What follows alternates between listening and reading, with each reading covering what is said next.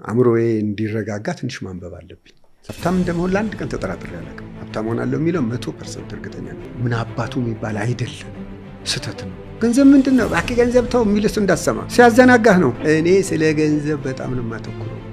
በዚህ አትምጡብኝ ብሏል። በገንዘብ አትምጣ።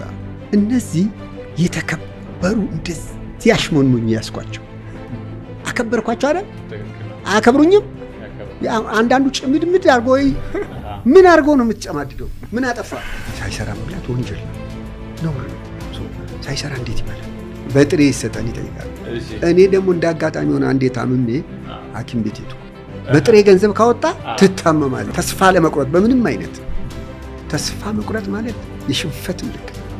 መሸነፍ ደግሞ ከመሞት አይተናነስም። ይህ እኮ ብዝበዛ ነው። ከ5 ሰዓት በላይ 6 ሰዓት በጣም ከበዛ 6 ሰዓት እንዴ! ይሄ 8 ሰዓት የሚሉት ይቀልዳሉ እንዴ? በተለይ እናንተማ ገና ምን ሰርታችሁ እንዴ? ከ5 ሰዓት በላይ አትተኙ። ሰውነታችን ሁሉ የአእምሮአችን አሽከር ነው። ሀብት የሚፈጥርልህ በአእምሮ መስራት፣ ጭንቅላት አስቦ ከዛ በኋላ ያን ነገር ለማስፈጸም በምንም አይነት ረፍት ነው ተክቶ መስራት።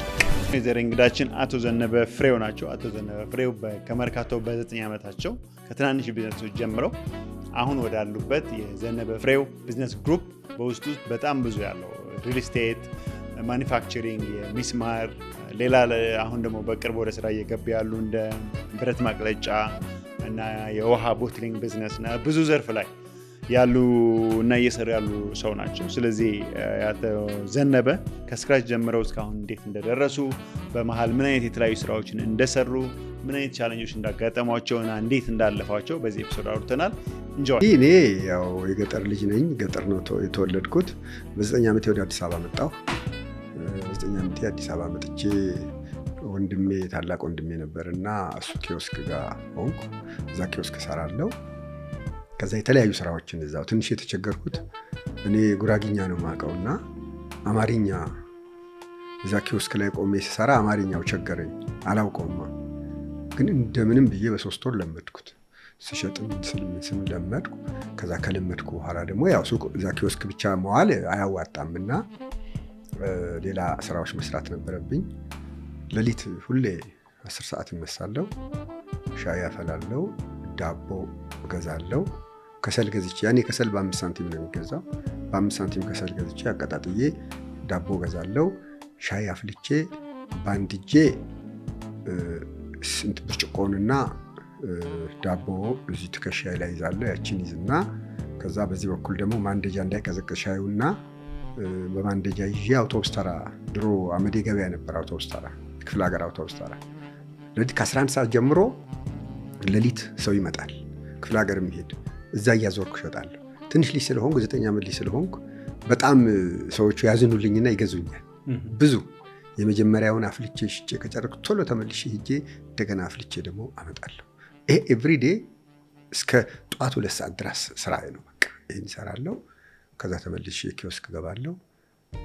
ኪዮስክ እስከ 5 ሰዓት እዛችሁ እየሰራሁ ደግሞ ከ5 ሰዓት በኋላ ደግሞ 6 ሰዓት እስከ 6 እስከ 7 ተኩል ድረስ በየቦታው የሚሄዱ አውቶቡሶች አሉ። የሚነሱ አሉ። እነሱ ጋር ደግሞ ሄድና ሎተሪ ያዞራሉ። የስሙኒ ነበር ያኔ፣ የሽልንግ ነበር፣ የብር ነበር። እሱን አዞርና እሸጣለሁ። እሱ እስከ 8 ተኩል ድረስ ያልቃል። ተመልሼ ኪዮስክ ገባለሁ። ኪዮስክ ላይ ልክ 9 ሰዓት 9 ተኩል ሲሆን ደግሞ ዶንያ 2 ብር ነው የሚገዛው። ትልቅ ዶንያ በ2 ብር ገዛለሁ። 6ቱን ሎሚ 5 ሳንቲም ነው የሚሸጠው እና በቅርጫት እዚህ ላይ እንደዚህ ዝና እዚህ ትከሻዬ ላይ ይዛለሁ። ሎሚ ወፋፍራም ሎሚ 2ቱን እንደዚህ ያሳያለሁ። አለ ሎሚ 6ቱን በ5 ሎሚ 6ቱን በ5 6 ሎሚ በ5 ሳንቲም ነው የሚሸጠው። አለ 6ቱን ሎሚ በ5 እያልኩ አዞራለሁ፣ እሸጣለሁ ማለት ነው። ያንን እሸጣለሁ። ያው ብዙ ቻሌንጂንግም አለው። ቀምተው የሚሮጡኝም አለ ምን አለ። ያው ግን እሱ በቃ ሁሉ ጊዜ ይሰራል። እሱን እሰራለሁ። ከዛ 12 ሰዓት ወደ ሱቅ መለስ ኪዮስክ መለስና ቶሎ ፊቴን ተጣጥቤ ደግሞ ደብተር ይዤ ትምህርት ቤት ማታ እሮጣለሁ። 2 ተኩል ድረስ ነው ድሮ። 12 ተኩል ይገባል፣ 2 ተኩል ይወጣል። ለ3 ሩብ ጉዳይ እንደበረርኩ ሱቅ ደርሳለሁ። ደብተሬን አስቀምጥና ሎተሪ ይዤ በየጠጅ ቤቱ እስከ 4 ተኩል በየቡና ቤቱ በየጠጅ ቤቱ ደግሞ አዞራለሁ። እንግዲህ እንደ ድሌ 10 ብር ተሸጠ 5 ብርም ተሸጠ። አንዳንዴ ምንም የማይሸጥም። አንዳንድ የሰከረ ሰው ይረብሻል፣ ይወስድብሃል፣ ያስለቅሰሃል። ግን ኖርማል ነው፣ ምንም አይደል። ያው ዞሮ ዞሮ የየቀን ስራዬ እንደዚህ 3-4 ስራ ሁሉንም ስራ ሁሌ ያለማቋረጥ ይህን እሰራለሁ። ስሰራ ያው ቆየው ማለት ነው። ከዛ እያደግኩ ቀስ እያልኩ ከኪዮስክ ደግሞ ወደ ሌላ ስራ አጎታችን ጋር እኔና ወንድሜ አብረን አጎታችን ጋር ወደ ስራ ገባን ማለት ወደ ህንፃ መሳሪያ ስራ ዞርን። እዛ ከአጎታችን ጋር ሰራን ብዙ። ከሰራን በኋላ ደግሞ እንደገና ወጥተን የራሳችንን ስራ መስራት ጀመር። ከዛ እዛ ደግሞ ከወንድሜ ጋር እየሰራን በስፋት ስራዎቻችንን ይሄ ቀልድ የለም ማለት ስራው ላይ ረጅም ሰዓት ነው የሚሰራው። ትኩረት አለ። ወጪ ክልክል ነው። ለምሳሌ ኪዮስክ እያለን ድሮ ስንሰራ በቀን 2 ነው የሚበላው። 2 ሲበላ ደግሞ እንጀራ ያዋጣል። በ5 ሳንቲም 2 ብስኩት፣ በ5 ሳንቲም 1 ብርጭቆ ሻይ። ብስኩት የሚሸጠው ሰውዬ በብስኩት አያተርፍም፣ በሻዩ ነው የሚያተርፈው። ስለዚህ ብስኩቱን ሄደ ስትበላ ሰውየው በሻይ ስለሚያተርፍ አንተ በ10 ሳንቲም 5 ሰዓት አካባቢ ትበላለህ ማለት ነው። ከዛ ደግሞ ወደ 10 ተኩል ደግሞ ትበላለህ። 2 በቀን 3 ይበላል። ያው 10 ሳንቲም በቃ የቀን ወጪ 20 ሳንቲም ነው። ከዛ በላይ አይቻልም። ቅዳሜ ቀን ግን ምሳ ሰዓት ላይ ድንች በስጋ የተቀላቀለ በእንጀራ ስሙኒ ነው። በጣም ያስደስታል። ቅዳሜ እንደ ፋሲካ ነው። ቅዳሜ ቀን በቃ ትሄዳለህ፣ ያችን ስሙኒ ትከፍልና ቁጭ ብለህ ነጭ እንጀራ በደንብ ተደርጎ ያንን ትበላለህ።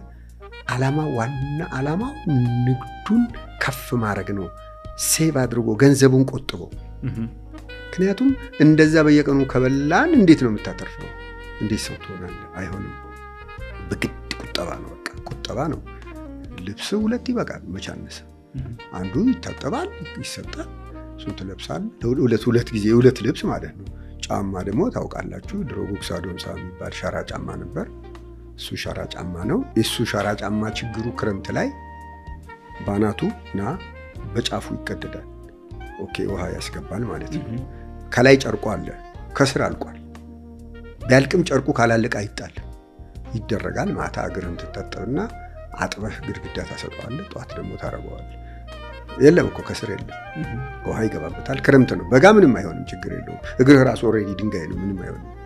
እሱ ጫማ ቡትቱ ሲሆን በቃ ጨርቁ ካለቀ ምርጫ የለህም፣ ትገዛለህ። አለዛ ዝም ብለህ ጫማ ለውጥ ምናምን የለም፣ አይደረግም፣ ክልክል ነው። ገንዘቡን ብቻ በርትተህ ታጠራቅማለህ፣ ንግድን ታስፋፋለህ። ሎቶሪ ለምሳሌ በቀን በፊት 20 ብር የምትነግድ ከሆነ እንደምንም አሳድገህ 30 ብር ታረጋለህ፣ 40 ብር ታረጋለህ። ደግሞ ትከስራለህ። ብዙ ነገር አለ። በዛ ሂደት የሚያጋጥሙ ነገሮችን ያው ቻሌንጁን እየተቋቋመ ትሄዳለህ። እዚህ እንደምንደርስ ግን ታውቅ ነበረ? የዛኔ እነዛ 4-5 ስራዎችን እየሰራ በነበረበት ጊዜ በጣም እርግጠኛ ነበርኩ። ሀብታም እንደመሆን ለአንድ ቀን ተጠራጥሬ አላውቅም። ሀብታም ሆናለሁ የሚለው 100% እርግጠኛ ነበር። በጣም አንድ ጊዜ ተስፋ የሚያስቆርጥ ነገር ቢገጥመኝም አለፍኩት ቻሌንጁ። ሎቶሪ እየነገድኩ የ40 ብር ሎቶሪ ነገ ሊወጣ ሲል ዛሬ ብዙ ሎቶሪ ትገዛለህ ባለህ ገንዘብ። ምክንያቱም ይሸጣላ። ከ110 ነው የምታገኘው ትርፍ። ለምሳሌ 40 ብር ሎቶሪ 4 ብር አተርፍበታለሁ። ስለዚህ ያለህን አጠራቅመህ ነገ የሚወጣ ከሆነ ዛሬ ትገዛለህ። ዛሬ ቀን ገዛሁና ከአስፋው ተክሊል ሆቴል የሚባል አለ መርካቶ፣ ከሱ በታች ዳጭ ማርያም ጠጅ ቤት የሚባል አለ። እዛ ዳጭ ማርያም ጠጅ ቤት በሩ ላይ እሸጣለሁ፣ በየቦታው እሸጣለሁ። ሰውየው መጣ፣ ልግዛ አለኝ። እሺ የሰጠሁት ቁጥር ደግሞ ይመርጣል። ሰጥተህ ነው ይዞ ነው፣ በእጁ ነው የሚመርጠው። ይዝና በእጁ ይመርጣል እንጂ በአንተ እጅ ላይ አይደለም የሚመርጠው። ከዛ መረጠ አየና፣ እንደውም ለምን ሁሉንም አልገዛህም አለኝ። እሺ እኔ ደስ ይለኛል አልኩት። በላለና ብሩን አውጣና አሳየኝ። ብዙ ብር ይዟል። ጎሽማ ሸጥኩ ማለት ነው። እሺ በቃ ከውስጥም ጓደኛዬን ልጥራው፣ ይዤ እመጣለሁ፣ ሁሉንም ገዛሃለሁ በቃ አለኝ። እሺ ቁም እዚህ ጋር አለኝ። እሺ ቁም። ገባ። ብጠብቀው የለም። ሎተሪውን ይዞ ሄደ። በኋላ ውስጥ ገባ። የታለ ሰውዬ? ያገራለ። ወጣም እንደምትረብሸው ሰዎቹ ጠጅ ቤት ማንቆርቆሪያ ይዞ ጠጅ ያዘዋል። አትወጣም እንደምትጮህ። ኧረ ሎተሪ ይዞብኝ እንደዚህ ገብቷል። በቃ ቁጭ በለው ነው። ይዞብህ ሄዷል። አውጣት እንዴ ጮሃለሁ። ያገራለ። ዝም ብሎ ውጣ። ምክንያቱም ሰውዬው በር አለ በጓሮ። እኔ አላውቅም ጓሮ በር እንዳለ። በጓሮ ሄዶ ባሉጣ ብሎ ገፈታትሮ አስወጡኝ። ባዶ እጅ የቀረው ያለኝ በሙሉ እንዳለ ማለት ነው። በቃ ሎተሪ ቆመ። እንደገና ብዙ ብር ነበር ወደ 40 ብር 40 በጣም ብዙ ብር እኮ ነው። ምክንያቱም ነገ ስለሚወጣ ነው። ነገ ስለሚወጣ እንኳን አይደለም የራስህ ተበድረህም ትገዛለህ። 40 ብር ማለት እኮ ከ110 4 ብር አገኛለሁ። 40 የነበረው 44 ሆነልኝ አይደል? ታዲያ የትና የት ነው? በጣም ከባድ እኮ ነው። እንደዛ አድርጎ በል ወሰዱብኝ፣ ባዶ እጅ ቀረው። ከዛ በኋላ እንደገና ወደ ሻይ ወደ ትንቅንቅ ማለት ነው። እንደገና ያው ምንድነው አንድ ጥሩ ነገር ምንም ቀድሞም ድህነቱ ስላለ ብዙ የምትጫነው የለመድከው ምንም የለም። ብዙ ገና የማደጉ ምናምኑ ነው እንጂ ያን ያህል ተስፋ ቆርጠህ የምትልበት አይደለም። ያው ተመልሰህ አፈርንና ወደ አፈር ትመለሳለህ ቃል መሰረት እንደዛ ሆነ። እንግዲህ ያው ታገለን ደግሞ መጣ እንደገና ተነሳ። መጀመሪያ ብዙ ጊዜ ያው ሲጀመር በተለይ በልጅነት ቢዝነስ የጀመሩ ሰዎች ብዙ ነገሮች ያደርጋሉ እና የመጀመሪያው ስራ ምን ነበረ? ለረጅም ጊዜ የሰራው ማለት ነው ቢዝነስ በራስህ ከጀመርክ በኋላ መጀመሪያ ጀምረህ ረጅም ጊዜ የሰራው ማለት ነው። በደንብ ትነሳ የሚረዳህ ቢዝነስ ህንፃ መሳሪያ ንግድ ነው። የህንፃ መስሪያ እቃዎች መሸጫ ዘመን ህንፃ መሳሪያ የሚል መርካቶ ነበረኝ። በጣም ትልቅ ጅምላ መሸጫ። እኔ በጣም ፕሪንሲፕሌ የንግድ ፕሪንሲፕል አለኝ የራሴ። አንድ ነገር ናቸው ፕሪንሲፕሎች። አንዱ ቁጥር 1 5 ሳንቲም ካገኘ ሽጥ ነው። 100 ብር ነው ዕቃ የገዛሁት። 100 ብር ከ5 ሳንቲም ካገኘው እሸጠዋለሁ። ዛሬ አይቻልም። ድሮ ነው ያኔ ነው የምነግርህ። ዛሬ በፐርሰንት በምናምን ነው። እና እኔ አንድ ለምሳሌ እኔ ሱቆች ላይ 4 ሴልስ ፖይንቶች አሉ። እዛ 4ቱ ሴልስ ፖይንቶች ላይ ለልጆቹ የምነግራቸው ይሄ 100 ብር ነው የገዛሁት፣ 100 ብር ከ5 ሳንቲም ሽጡት። 50 ብር ነው የገዛሁት፣ 50 ብር ከ10 ሳንቲም ሽጡት። ወይም ከዛ በላይ ከተገኘ እሺ፣ ግን ትርፍ ካለው 5 ሳንቲም ትርፍ ካለው ሽጡት። ምን ያደርግልኛል? እኔ ተቀምጦ 5 ሳንቲም እኔ መሬት ከተማ ብዙር አገኛለሁ አላገኝም አይደለ? ስለዚህ እኔ ምን አገባኝ? እና ስለዚህ ምንድነው የአካባቢው ነጋዴ በሙሉ ከኔ ይገዛል። ፋብሪካ ሄዶ ገና ጭኖ ምናምን ከሚመጣ ከኔ በርካሽ ይገዛል። ለምን ይሄዳል እዛ? ለምሳሌ እኔ እንበል 100 ካርቶን ቀለም ብገዛ በ100 ካርቶን በካርቶኑ አንዳንድ ብር ባገኝ 100 ብር ነው። 50 ብር ወጪ ባወጣ 50 ብር ኔት ታገኛለህ። ስለዚህ ያ ሰውዬ ሄዶ 30 ካርቶን የሚፈልገው ፋብሪካ ሲሄድ የበለጠ ነው የሚያወጣው። ለመኪና 50 ብር 40 ብር ያወጣል። ከሚያወጣ እኔ ጋር ይመጣና ከኔ ይገዛል። እርካሽ ነው። ይገዛል፣ ከኔ ይገዛና ይሄዳል። እኔ 1 ብር ስሙኒ 10 ሳንቲም መሸጥ። ይሄ ህግ ነው። በቃ ለሁላቸው ነው። ይሄ ማስጠንቀቂያ ነው። ምንም ነገር ከውጭ የሚመጣ ዕቃ አስመጪም ሲያመጣ ወደ እኔ ነው የሚያመጣው። ለምን? ቶሎ ገንዘቡን እሰጠዋለሁ፣ ሽጬ እሰጠዋለሁ። ወዲያው እንደሚሸጥ ያውቃል። ስለሚያውቅ አምጥቶ እኔ ጋር ያራግፋል። እኔ ለምሳሌ የ300 ሺህ ብር ዕቃ ገዝቼው ከሆነ 2 ሺህ ብር ካገኘው በጣም ብዙ ነው። ምን አገባኝ? ማን ይሰጠኛል? 1 ብር ይሰጠኛል። በቃ እሸጣለሁ። ስለምሸጥ ሁሉ ሰው መጥቶ ይገዛል። ከኔ ክፍለ ሀገሩ ሰው ይገዛል። መኪና በሰልፍ ይጭናል። ትርፌ ግን በጣም ትንሽ ነው። በጣም ስሙኒም 10 ሳንቲም ምንም መሸጥ ነው። እኔ ትርፍ ብቻ ይኖረው በቃ። ይሄ ብዙ ትርፍ ምናምን የለም። አሁንም ቢሆን ማለት ነው። አሁንም አላግባብ እኔ ገንዘብ አላወጣም። አሁንም በአግባቡ ነው ማለት 100 ብር ስላለኝ እኔ 100 ብር አላወጣም። ምን እኔ እኮ የምልህ ሰው አሁን ይበላል፣ ይጠጣል፣ ይኖራል፣ ያነባል፣ የሚፈልገውን ነገር ያያል። ከዚህ በላይ ደስታ ምን አለ? በቃ እኮ ይኸው ሌላ ምን ዝም ብለህ ስታስበው እኮ ይኸው ምንም። እኔ አሜሪካ ሄጄ ትልቅ የቆየሁት 15 ቀን ትልቁ እንጂ በ8 ቀን ሄድኩ መጣሁ፣ በ10 ቀን መጣሁ። ምክንያቱም እዛ በፍጹም አእምሮዬ እምቢ አለኝ። እዚህ ስራዬ ይበደላል፣ ብዙ ስራ አለኝ። እዛ ድግስ ነው፣ እዛ ድግስ ለመብላት ነው እንዴ? በቃ ካየው ልጆቼ ቤተሰቤ ካየው በቃ 2 ቀን አየው፣ እዛ አየው፣ ምን ይበቃል? 8 ቀን 10 ቀን 15 ቀን ብቻ እንደቆየው በቃ ያው ጫና ተደርጎ ማለት ነው። እና ትንሽ ኮምፎርት መሆነው እኔ እዚህ ሰውን ሀገሬ ሰውን ኮምፎርት ከ61 ዓመተ ምህረት ጀምሮ አነባለሁ። ማንበብ ግዴታ። ምንም አይነት ባመሽ 3 ገጽ ትሁን 5 ገጽ ትሁን፣ አሁን በሰርግ በምናምን ካመሽ በስራ ድካም ከሆነ አእምሮዬ እንዲረጋጋ ትንሽ ማንበብ አለብኝ። ስለምንድን ነው ብዙ ጊዜ ማንበብ የፍልስፍና፣ የታሪክ፣ የባህል ሁሉንም መጽሐፍ ቅዱስም ቅዱስ ቁርአንም ታነባለህ። ካላነበብክማ እንዴት ታመዛዝናለህ? መጽሐፍ ቅዱስ ብቻ የምታነብ ወይ ቁርአን ብቻ የምታነብ ከሆነ ሁለቱንም ብታነብ ይጎዳል፣ ይጠቅምሃል እንጂ አይጎዳም። ስለዚህ አነባለሁ። በማንበብ በጣም እግዚአብሔር ይመስገን በተቻለ መጠን አነባለሁ። ያው ባላገር ስለሆንኩ ፋብሪካም ከፈትኩኝ። የወለል ሸክላ፣ የመስኮት ደፍ ለኮንዶሚኒየም ቤቶች፣ አዲስ አበባ ኮንዶሚኒየም ቤቶች በብዛት እኛ እናቀርብ ነበር። የወለል ሸክላ፣ እንደገና የመስኮት ደፍ፣ የደረጃ መወጣጫዎች። እሱን ማርብሉን ሌላ ማርብል ብቻ ሳይሆን ማርብልም ለብቻ እናመርት ነበር። ማርብል ራሱ እናመርት ነበር። ከዚሁ ጥሬ ዕቃ እንትን ብላ ቤንሻንጉል ላይ ነበር የሚመጣው። አሁን ብዙ አይደለም። በሱ ሰራ ነበር። እንግዲህ ከዛ በኋላ ደግሞ መንገድ ላይ የነበሩ ፕሮጀክቶች ነበሩ። እንግዲህ ያው ለወደፊት ተስፋ አደርጋለሁ እንግዲህ ፕሮጀክቶቹ ለወደፊት በተለይ የብረት ማቅለጫ ለማቋቋም በጣም ግንባታዎቹ ተጠናቀዋል። ባለፈው ያው ግድባችን እስኪያልቅ የኤሌክትሪክ ችግር ነበር። አሁን እንግዲህ ግድባችን ስላለቀ እንግዲህ በኤሌክትሪክ ምክንያት ነው በፊት በቃ የተጓተተው ወደ 4.3 ሜጋዋት ስለሚያስፈልግ በዛ ምክንያት ነው የተጓተተው። አሁን እንግዲህ ከዚህ በኋላ ችግር የለብንም። ሌሎች የባንክ ፋሲሊቲዎች ምናምን ከተጠናቀቁ እሱን ለመክፈት ፕላን አለ። ሌላው እንግዲህ አሁን በሪል ስቴቱ ዘርፍ ያው በተቻለ መጠን ሪል ስቴት ላይ ለመስራት ነው ሙከራ እያደረግን የነበረው። ለረጅም ጊዜም ሰርተንበታል። በሪል ስቴቱ ላይ ሪል ስቴቱን ከፋብሪካው በኋላ ነው ከፋብሪካ ኦልሞስት እሱ ከዛ በኋላ ነው። ከፋብሪካ በኋላ ሪል ስቴቱ ነው። ግን ብዙ አልተራራቀም። ላይ 2-3 ዓመት በላይ አይደለም።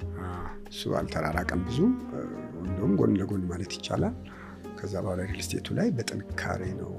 እንዴት ግን እነዚህ አንዳንዴ ብዙ ቢዝነስ ሲከፈት እንዴት ነው ከአንዱ ወደ አንዱ ሀሳቡ የሚመጣው? ወይስ ተያያዥነቱ ነው እንዲህ ሌላ ቢዝነስ እንዲጀምሩ ያደረጓት? ምንድነው አዲስ ከተማ ነበር የምኖረው እና አዲስ ከተማ ላይ ብዙ የቤት ችግር ነበር። 6-7 ጎረምሶች ሰሌን አንጥፈው ይተኛሉ። አንድ ክፍል ተከራይተው ማለት ነው። አንድ ክፍል ተከራይተው ሰሌን አንጥፈው ነው የሚተኙት። የቤት ችግር ያለው እና የቤት ችግር እኮ ቤት እኮ ቢሰራ ያዋጣል፣ ገዥም አይጠፋም። ምንድነው በዚያ ጊዜ ሀሳቤ እኔ እነዛ የሚቸገሩ ሁሉ ቤት የሚገዙ መስሎኝ ነው። እነሱ እንደሱ አይነት ግን አይደሉም። ግን ሀሳቡን በቃ ችግር ሳይ ለምን ይሄን ነገር አልፈታም ብዬ ወደዛ ገባው። ሪልስቴቱ ላይ በደንብ ጠንክሬ ሰራው። የመጀመሪያ ምን ነበር የሪልስቴቱ ስራ? ያው ቤት እየሰሩ መሸጥ ነው። የተለያዩ ሴክተር ላይ ነው ያሉትና እንዴት ነው ጊዜውን እና አቴንሽኑን ወደ እነዚህ የተለያዩ ሴክተሮች የሚያደርጉት ኦር ማኔጅ የሚያደርጉት? ራሱ ለእያንዳንዱ ያው ተጠሪ ስላለው ያ ተጠሪ ያው የግድ ያ የተመደበበት ስራ ላይ ይሰራል ማለት ነው። እሱ ላይ ምንድነው ሁሉም በትጋት ነው የሚሰራው።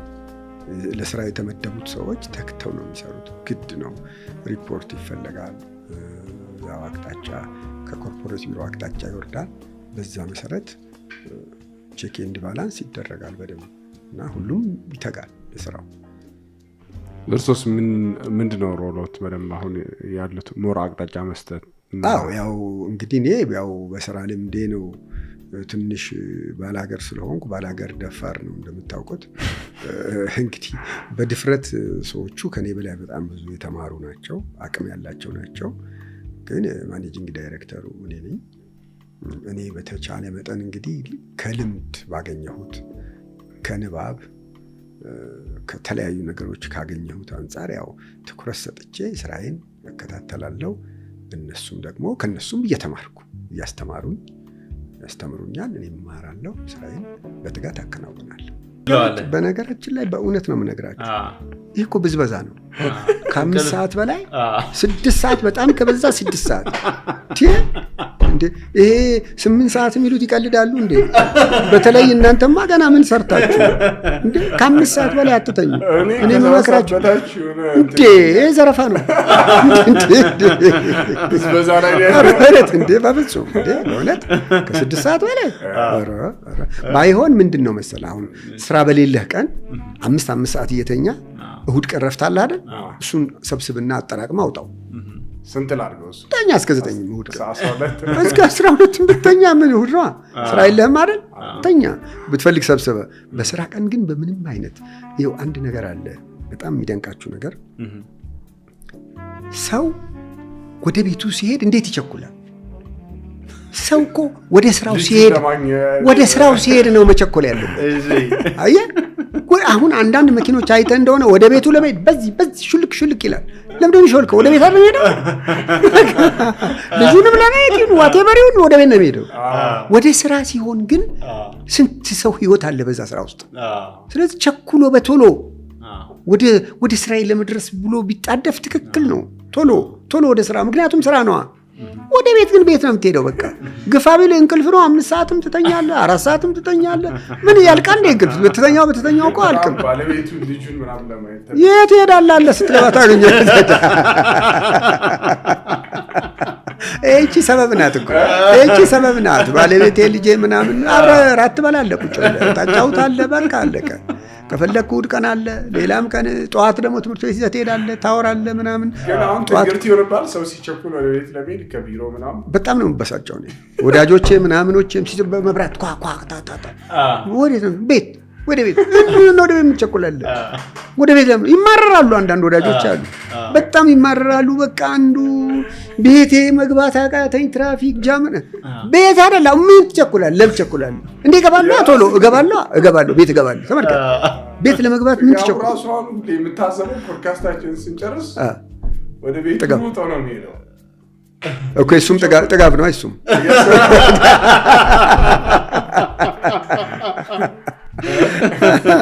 ይኸው ብታምኑም ባታምኑም ቤታችሁ ለመሄድ አትቸኩሉ ቀስ ብላ ስራችሁን በደንብ ያጠናቃችሁ ምን ብላችሁ በቃ ቤት ነው የምትሄዱት ምንም ችግር የለም ቤት በማናቸው መኪና ላይ አትቸኩሉ እንደዚህ በየሹልክ አትበሉ ቀስ ብላችሁ ወደ ቤት ነው ደስይ ብለህ ቀስ ብላችሁ ጠዋት ነው ጠቡ ለሊት ተነስተ ቶሎ ወደ ስራዬ ቶሎ ሩጫ ጠዋት በቃ ወሳኝ ነው ወደ ስራ ነው እንዴ ምሳም ትሄድ ከሆነ ምሳ በልተህ ስትመጣ ቶሎ ብለህ ስራ ነው ብዙ ነገር ነው የሚጓደለው ያንድ ሰው እኮ አይደለም ስራው የብዙ ሰው ህይወት የያዘ ታዲያ የብዙ ሰው ህይወት የያዘ እኮ ነው ሌላ ደግሞ አንድ ፍልስፍና አለች እሺ በጣም ስትቸኩል በጣም ከቸኮልክ ቀስ በል በጣም እሺ አሁን በጣም ትቸኩላለህ አይደል ምንድነው ያልከው በጣም ስትቸኩል ቀስ ካላልክ ብዙ ዕቃ ታበላሻለህ ለምሳሌ አሁን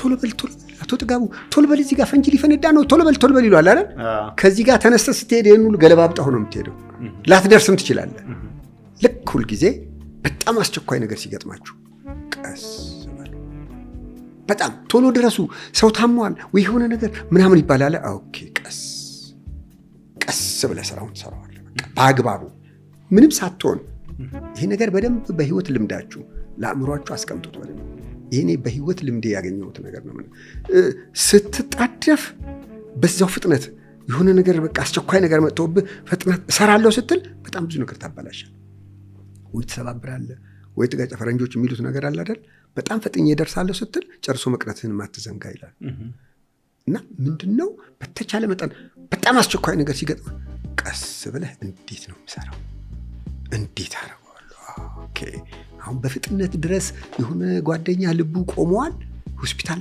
ታደርሰው ቶሎ በል ትባላለህ አይደል ኦኬ እንደሱ ነው ያለኛው ቤት በኩል ነው ቤትኛው መንገድ ነው የሚሄደው ስለት ብድግ ብለህ መሮጥ አይደለም ቀስ ልበል ብለህ ቀስ ትልና ብድግ ትልና የትኛው መንገድ ነው አጭሩ መንገድ እየሄድክ ማለት ነው እየሮጥክ አይደለም ከሮጥክ ትወድቃለህ እና በተቻለ መጠን ለአእምሯችሁ ሁሌ ይሄ ነገር ውሰዱት ለአእምሯችሁ በቃ የሆነ ነገር አጣዳፊ አስቸኳይ ነገር አሁን ልጅንም ጧት ትምህርት ቤት ለማድረስ ቶሎ በሉ ሰዓት አልፏል ቶሎ በሉ ካረካው ምኑም ከምኑ እያገጫጫው ነው በትክክል አትወጣውም እና እቺ ጥሩ ፍልስፍና ናት እና ብር ያያዝን እንደ ድርጅት እንዴት የተማርከው ያው እንግዲህ የእድገት ዋና መሰረቱ ባንክ ነው አናጢው ግንበኛው ወዛደሩ እንጨት የምትሸከመው አሮጊት ሁሉ መከራውን በልቶ ወስዶ ባንክ ያስቀምጣል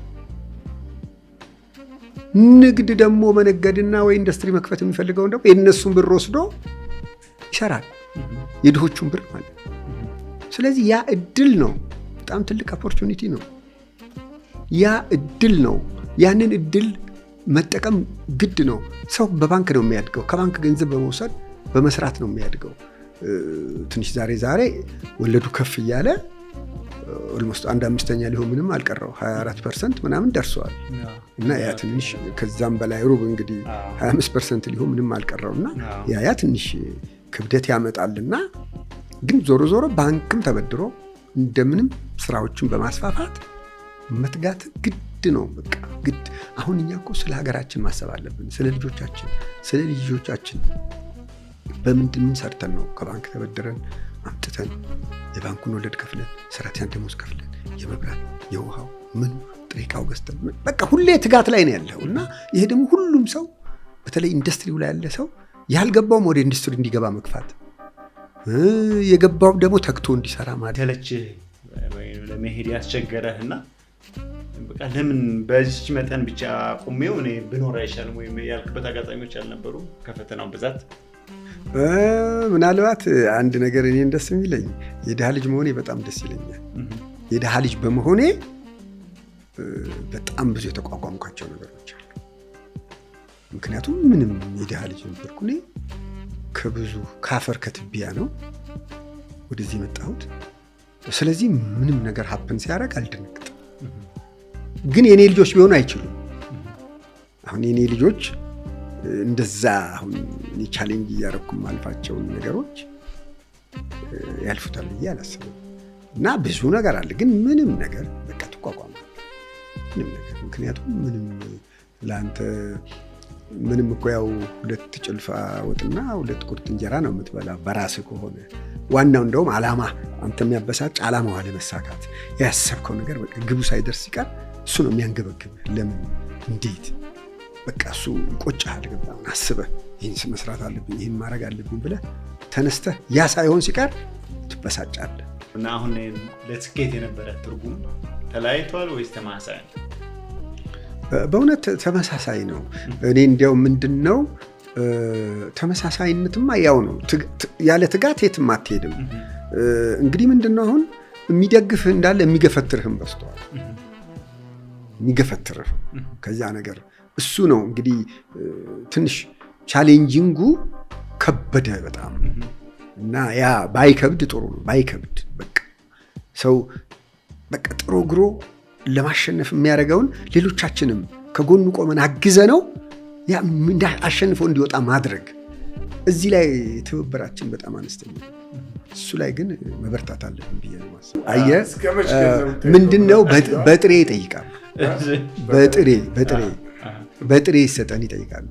እኔ ደግሞ እንዳጋጣሚ ሆነ አንዴ ታምሜ ሐኪም ቤት ሄድኩ እና ሐኪሙ ሲመረምረኝ በጥሬ እንዳሰጣለኝ። እውነት በጥሬ ገንዘብ ካወጣ ትታመማለህ። የዶክተር ግዴታ ሆነ ትእዛዝ ሆነ እና በዚህ እኔ ደግሞ የሐኪም ትእዛዝ ላለመጣስ ደግሞ እንዳውም ሰውየውን እናስቀይረው ነበረ ቢኖር ደግሞ ሞተ። እንግዲህ የሐኪም ትእዛዝ እንዴት ይጣሳል? ከባድ ነው። በጥሬ ካልሰጠ በምን ልትሰጥ ነው? በአይነት ነው ወይ መሬት? እንደሱ መኪና ምናምንም ጥሩ አይደለም። መንጃ ፈቃድ ይጠይቃል። ያው ምንድነው አንድ ጊዜ ሰው እንደዚህ ገንዘብ ስጠኝ ማለት ከጀመረ ሁሌ ነው ስጠኝ የሚል። ስጠኝ ነው አይቻልም። ስጠኝ አይቻልም፣ ክልክል ነው። አትሰጠው። ሰጠኸው ማለት ገደልከው ማለት ነው።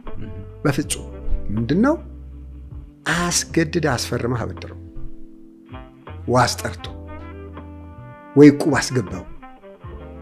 ዕቁብ አሱ ነው እና አስገባው። የዕቁብ ሰውዬ አይለቀውም። እሱም ተክቶ ይሰራል። ተክቶ ሰርቶ ዕቁቡን ከፍሎ ሰው ይሆናል።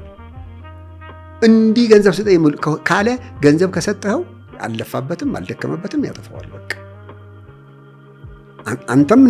አንተም እሴት እንዳትፈጥርበት አድርጎ እሱም እሴት ሳይፈጥርበት ሁለታችሁ ነው የምትጎዱት።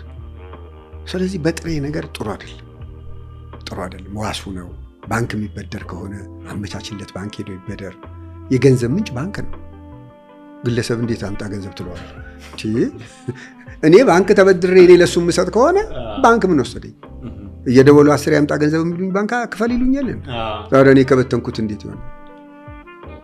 ደግሞ ባንክ ደግሞ ስትበደር እንደ ጥቁሯ አይንህ ነው ባንክን መጠበቅ ያለብህ። እቺ ጥቁሯ አይን አሁን ስስ አይደለችም? ፀጉር እንኳን ሲነካት እንዴት ነው? ልክ እንደዛ ፊት እንዳልኳቸው የደሃ ገንዘብ አይደል የወሰድከው? በጣም ተጠንቅቀህ ለዛችሁ ፕሮጀክት ለወሰድካት ፕሮጀክት ከባንክ ከተበደርክ ለዛችሁ ፕሮጀክት 10 ሳንቲም ወደዚህ ዞር ማድረግ የለም።